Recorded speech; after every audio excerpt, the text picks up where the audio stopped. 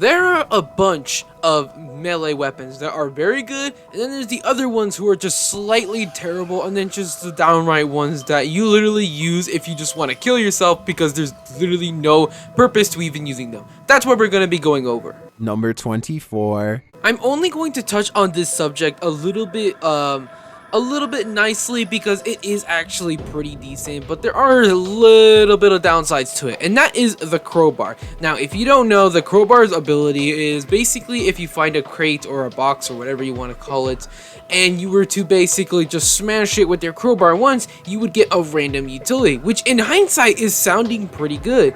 However, there are only a few utilities you can actually get. So for an example, you can only get a pepper, a Molotov, a grenade, and I'm pretty sure maybe a soda question mark. I don't even know about that since I've never gotten it, but maybe I don't even know. But realistically, it does sound like a very good melee. However, it can only be used every 90 seconds, aka every 1 minute and like 30 seconds or something like that. I'm pretty sure it's like that. And that's basically it. There is not much else to this weapon. However, getting random utilities is actually quite useful. However, when those utilities are pretty useless, such as like a grenade, even though a grenade can do wonders, not gonna lie, it's always like I could rather use something else that could, help me to kill infected. But at the same time, it is a pretty good melee. I don't really know what else to argue with it apart from the fact that yes, the utilities you get from the crates can be useful. However, there are a few maps where there is no boxes, which I can't think of any at the top of my head. I believe maybe, oh no, actually, I'm pretty sure every single map has any.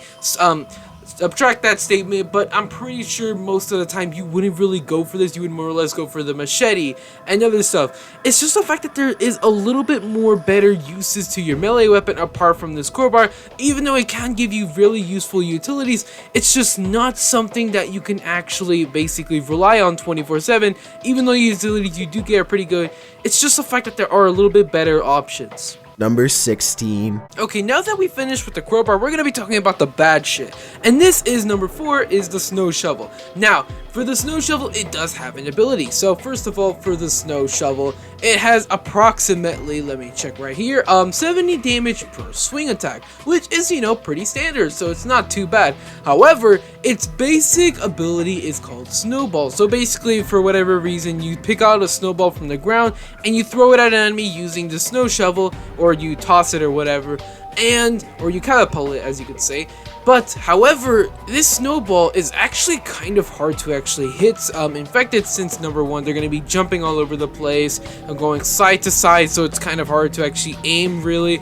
And plus, the infected you hit with it is not going to be that great of an infected, such as like, I don't know, a regular zombie or like a riot or something like that. And what this snowball does is it infects. It basically blocks the vision, aka gives the infected the Francisco status effect, aka they are unable to see, or they actually get like a bunch of snow on the screen. I can't remember what it was.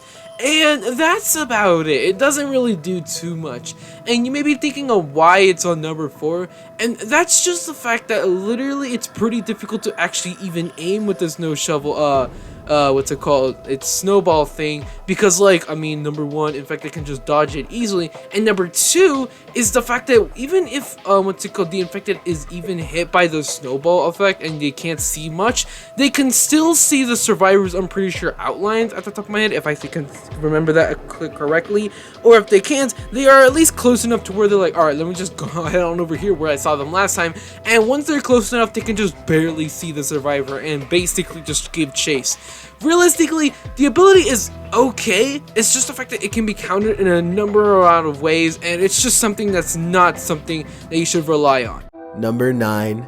Okay, now going into the really bad stuff. Number 3 is Tree Sword. Now, I know for a fact a lot of you guys are going to say, listen, it got buffed quite nicely. And yeah, it did. Well, what does it do? Nothing. It only is a 70 damage hit and swing weapon. That's it. Even though it's a cool looking sword, and I mean it's a Game Pass weapon, you may be thinking, holy shit, maybe this is really good. Maybe every infected kill it drops a present and you get a random utility. I don't know. All it does is 70 damage to a swing of infected. That's it. That's all it does. It doesn't have a unique ability. It doesn't have a passive ability. That's all it does. And the fact that it's a Game Pass weapon, it just makes it even just dumber and more pointless, because like you can literally use a crowbar as a basic replacement, and it does even better, because I mean it even has an ability and it has just as the same amount of damage, only 10 points short, aka 60. But however, there are a bunch of other weapons that are just so much better than it, and just the fact that it's a Game Pass weapon, aka like somewhat around of Game Pass Robux for it, it just makes it even more questionable, because it's just like, why didn't you just make this a holiday event weapon? But for whatever reason, it's for some reason Game Pass. Now, if you do look on the description of it, it does say that it's awarded to anyone who opened the common gift. However, since it's a Game Pass thing, it just makes it even more stranger. You could have put it as a contract weapon, which it would have made it even more pointless, or a little bit pointless. However, since it's a Game Pass weapon and it's something that literally has no other purpose apart from not even that much great amount of damage, and there are so many other better melee weapons, it's just something that you really shouldn't consider. And whenever you see someone with a Christmas tree sword, you gotta question why they even chose to basically equip it. Number 7. Alright, next up is the baseball bat. So, the baseball bat, if you don't know, basically has an ability where it shatters chillers instantly, aka insta-kills them. And on hindsight, this basically does very good. It's like, wow, one of the strongest infected can be countered by a baseball bat? Oh, hell yeah, I'll use that. However, there's a bit of a downside. You have to actually walk up to the chiller and basically shatter it. And the bad thing is that if it's like a map, like for an example, I don't know, Flooded, where there's a bunch of obstacles in the way, or like the chiller is on the other side of the map barreling towards you, you're not gonna really think about basically whipping out your baseball bat and running towards it so you can smash it. You're gonna think about, well, using your primary or using your secondary, or maybe even hiding to basically kill it or avoid its ability. And even if you don't think of that, you're like, alright, I'm gonna walk over there and insta kill it. It can, you know, use its ability to basically stop you from, from even damaging it. It can literally stop you from basically killing it and just walk over, give you a few amount of hits, and then just run away. That's mostly what happens. And even if it doesn't do that, you could just insta-kill it and, well, you just lost like 30 to 40 HP. And depending how many other infected are around, you can lose even more than that by just, well, trying to basically insta-kill a chiller. Realistically, if you're having trouble with chillers, just hide behind obstacles, or like hide behind like a type of barrel or something that will actually block its freeze attack ability.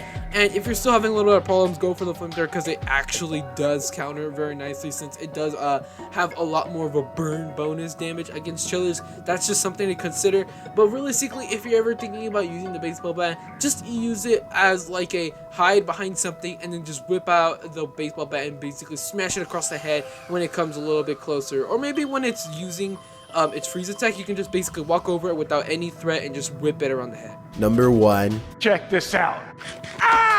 Okay, I wasn't even considering on putting it on this list, but I just had to, since it doesn't even matter what argument you can say. First of all, it is the baton, aka the nightstick. This weapon is notorious for basically being one of the most pointless and downright terrible melee weapons in the entire game. Why? Well, it doesn't have an ability, and also it does 20 damage. 20 damage. Just to tell you, the other lowest damage of like a weapon, I'm pretty sure, is like a I can't remember what weapon it was, but it did like 40 or something like that. It was something else, I can't remember, but literally the baseball bat does more damage than the baton.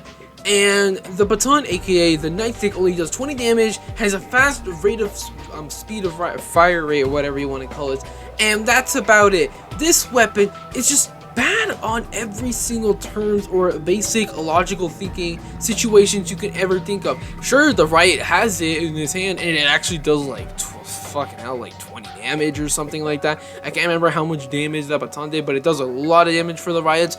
However, when you use it as a survivor, it does 20 damage, and But considering that literally HP for the inflicted is downright pointless and you're using this weapon, it's just more or less like a why would you use that? You could literally use a machete which has an ability to counter a Tangler, while this weapon, the baton, aka the nightstick, can't do anything but just make you look like an idiot who is basically whipping around a stick that's doing literally 20 damage.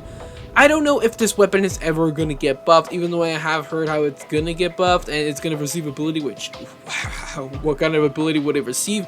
It's just something that's just more or less a joke that if you were to ever see someone actually using it, you just have to consider what has Faith of Humanity even come across to. You say the darkness has come for me.